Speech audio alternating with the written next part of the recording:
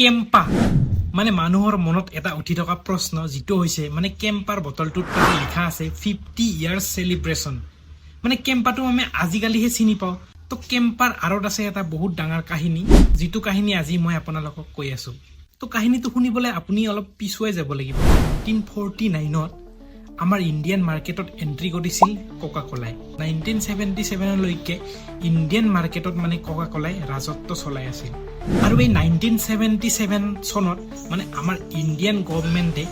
বিদেশী কোম্পানীৰ ওপৰত এটা ষ্ট্ৰিক্ট একচন ললে আৰু এটা পলিচি বনালে কোনো এটা বিদেশী কোম্পানীয়ে 40% ৰ ওপৰত তেওঁলোকে ইকুইটি শ্বেয়াৰ ল'ব নোৱাৰিব আৰু তেওঁলোকৰ সিক্ৰেট ইন্ডিয়ান গভৰ্ণমেণ্টৰ লগত শ্বেয়াৰ কৰিব লাগিব এতিয়া কোকা কোলাই কি কৰিলে ইকুইটি দিবলৈ এটা ৰাজি হল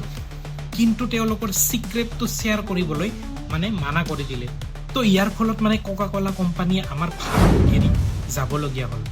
তেতিয়াই হল এটা সমস্যা তেতিয়া মানে ইন্ডিয়ান মাৰ্কেটত মানে আমাৰ কোকা কোলা বহুত জনপ্ৰিয় হৈ পৰিছিল এই সমস্যা সমাধান কৰিবলৈ পিওৰ ড্ৰিংকছ নামৰ এটা কোম্পানী যেটো কোম্পানীয়ে মানে কোকা কোলাক ডিস্ট্ৰিবিউট কৰিছিল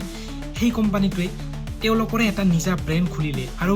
সেই ব্ৰেণ্ডৰ নাম দিলে কেম্পা কোলা আৰু তাৰে এটা স্লোগান দিলে দ্য গ্ৰেট ইণ্ডিয়ান টেষ্ট তাৰ পিছত সব ঠিকই চলি আছিল আৰু মানুহৰ মাজত খুব জনপ্ৰিয় হৈ পৰিছিল এই কেম্পা কোলা কিন্তু 1991 চনত আমাৰ ভাৰত চৰকাৰে লিবাৰেলাইজেশ্যন পলিচি লগাই দিলে আৰু তেতিয়া বিদেশী কোম্পানীবোৰৰ কাৰণে আমাৰ ভাৰতৰ দুৱাৰ খোলা খাই গ'ল